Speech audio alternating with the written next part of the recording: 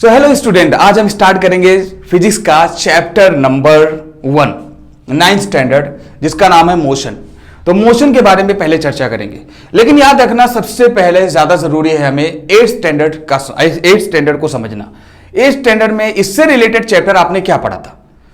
देखो आप बताओ, इससे रिलेटेड चैप्टर क्या पढ़ा था? चैप्टर का नाम था फोर्स एंड प्रेशर।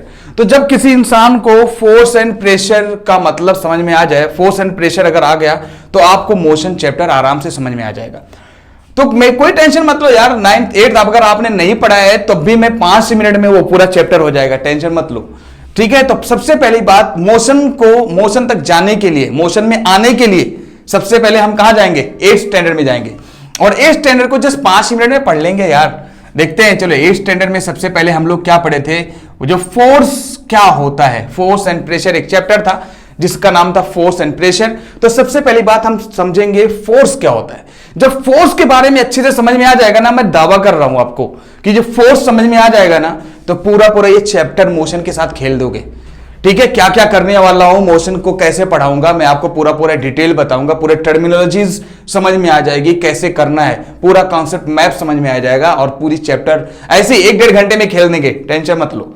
ठीक है, सबसे पहली बात समझते हैं मोशन क्या होता है। कोशिश करो मोशन को समझने की। तो सबसे पहली बात हम समझेंगे force. So what is force? तो आपने बचपन में पढ़ा होगा यार, फोर्स का मतलब होता है एक तरीके से धक्का, पुशिंग और पुलिंग इज कॉल्ड फोर्स। ठीक है, मान लो एग्जाम्पल के लिए किसी भी ब्लॉक है, कोई ब्लॉक है यहां पे रखा है 5 किलो का, मान लो एग्जाम्पल के लिए, इसके ऊपर अगर आप ताकत लगा दो तो ये यहां से हो सकता है यहां पे जाने लगे, क्या पता, है कि नहीं? डिपेंड कर रहा है आप कितना ताकत लगा रहे हो, इसको जस्ट टच कर रहे हो कि ज्यादा ताकत लगा रहे हो, कम ताकत लगा रहे हो। तो ये जो फोर्स का जो कॉन्सेप्ट है, ये समझ लो न्यूटन के जरिए आया। न्यूटन ने क्या हुआ, न्यूटन जब अपना पढ़ाई कर रहा था तो एक ऐसा वक्त आया कि लॉकडाउन हो गया। जैसे आज कोविड-19 की वजह से लॉकडाउन चल रहा है, वैसे उस वक्त में जो न्यूटन के दौरान भी 17th सेंचुरी में, उस वक्त भी क्या आया था, पैंडेमिक डिजीज हो गई थी और लॉकडाउन हो गया था। और सोचो उसने लॉकडाउन में कितना बड़ा फायदा उठाया। लॉकडाउन में क्या किया, फोर्स के बारे में invention, gravitational pulling force, gravitational force के बारे में इन्वेंशन कर दिया, उसके बारे में पूरा सर्च कर डाला। सोचो वो न्यूटन था जो पैंडेमिक सिचुएशन में कितना बड़ा फायदा उठाया। एक आप लोग देखो क्या कर रहे होगे, मजे कर रहे होगे, टीवी देख रहे होगे, बस खाली टाइम पास कर रहे होगे। तो देखते हैं जरा यार, उसने क्या किया, फोर्स के बारे में रिसर्च कर डाला कि कोई भी एप्पल है तो एप्पल क्यों गिर रहा है भाई, क्योंकि एक खिंचाव है, उसको हम लोग ग्रेविटेशनल फोर्स बोलते हैं। पूरा चैप्टर पढ़ेंगे 9th में, ग्रेविटेशन, टेंशन मतलब पूरा डिटेल में जाएंगे। तो यहां पे सबसे पहले देखते हैं कि यार फोर्स क्या होता है। तो फोर्स का काम है किसी भी ऑब्जेक्ट को लिफ्ट कर देना, किसी भी ऑब्जेक्ट को होल्ड करना, किसी भी ऑब्जेक्ट को ट्विस्ट कर देना, किसी भी ऑब्जेक्ट की जो है पोजीशन को चेंज कर देना, शेप को चेंज कर देना। तो फोर्स हमारा जो है फिजिक्स का एक फिजिकल क्वांटिटी है, एक क्वांटिटी है जो क्या काम करता है, किसी भी ऑब्जेक्ट की पोजीशन को चेंज कर देगा। ज्यादा ताकत लगा दूंगा, अभी क्या होगा, ये टूट जाएगा, तो मैं इसकी पोजीशन, इसकी जो है शेप को चेंज कर सकता हूं, है कि नहीं? देखो फोर्स लगाया, निकल गया बाहर। ठीक है, फोर्स से आप क्या काम कर सकते हो, किसी भी चीज का शेप चेंज कर सकते हो, ट्विस्ट कर सकते हो, होल्ड कर सकते हो, फोर्स की वजह से होल्ड है यार। तो ये सब चीजें फोर्स की वजह से आप कर सकते हो।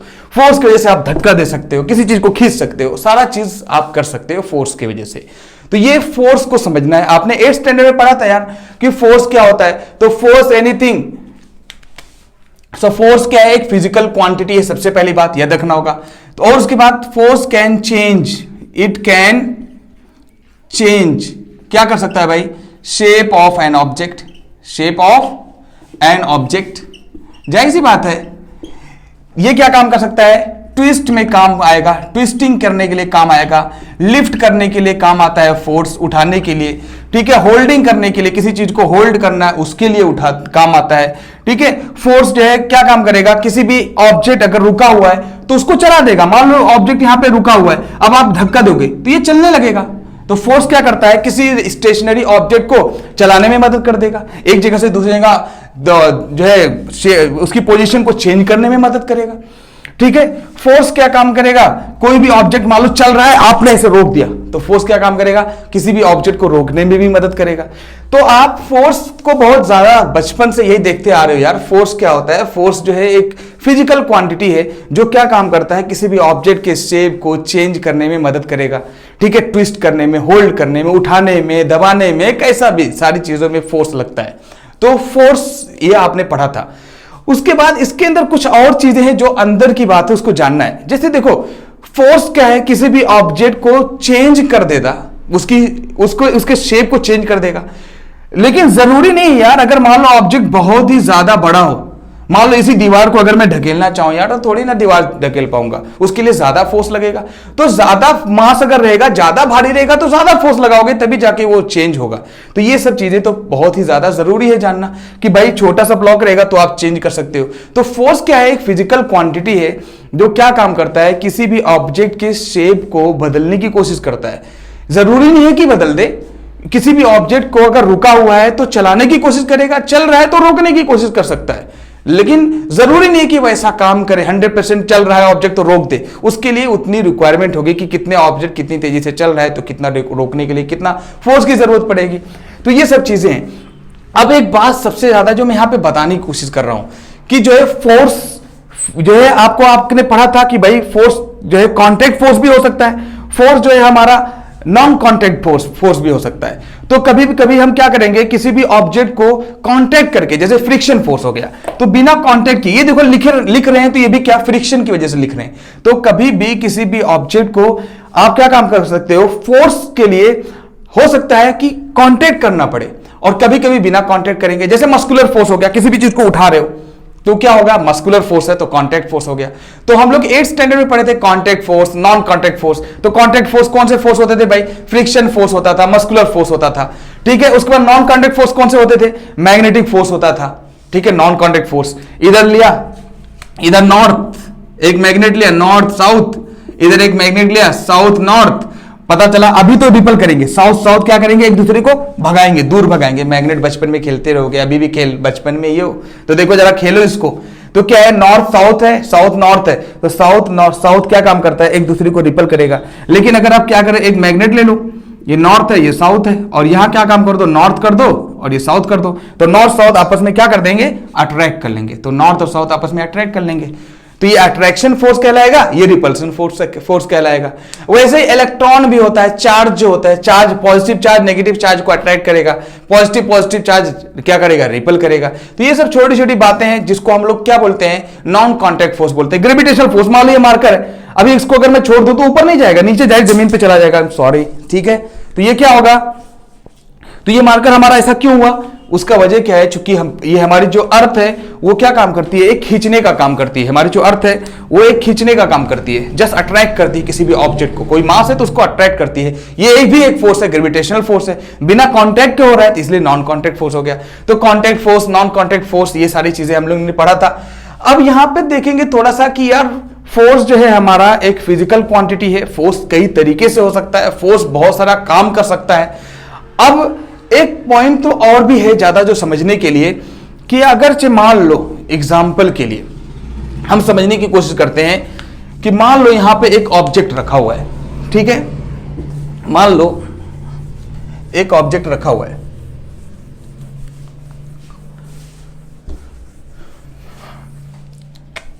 मान लो यहां पर एक ऑब्जेक्ट ऐसे रखा हुआ है, ऐसे मान लो 10 kg का है, और आपने क्या किया, एक आदमी है जिसका नाम ए है, मान लो अतुल, और दूसरे का नाम है विभूषण, मान लो 2 लोग हैं। एक आदमी 10 किलो का फोर्स इधर से लगा रहा है, इधर से ढकेल रहा है, और इधर से एक आदमी 10 किलो पे ये फोर्स इधर से लगा रहा है। अगर मान लो ये जो ए है हमारा, ये जो ए जिसका नाम अतुल है, मान लो एग्जाम्पल के लिए 10 न्यूटन का फोर्स लगाए, और ये बी वाला भी अगर 10 न्यूटन का फोर्स लगाएगा, तो आप क्या पाओगे, जरा बताओ, सोचो जरा। अरे कुछ नहीं, 10 न्यूटन का फोर्स, जितना मोटा ये है उतना मोटा ये, जितना ये खाता उतना ये खाता, दोनों की ताकत बराबर है, तो क्या होगा जरा बताओ, जितना ताकत इसके पास उतना ताकत इसके पास। आपने देखा ना सीसॉ जो झूला होता है, जब बराबर हो जाएंगे तो बराबर हो जाएगा, ये ऑब्जेक्ट जहां है वहीं का रह जाएगा। तो ऑब्जेक्ट के अंदर कोई बदलाव नहीं होगा, ऑब्जेक्ट जहां है वहीं का वहीं रह जाएगा।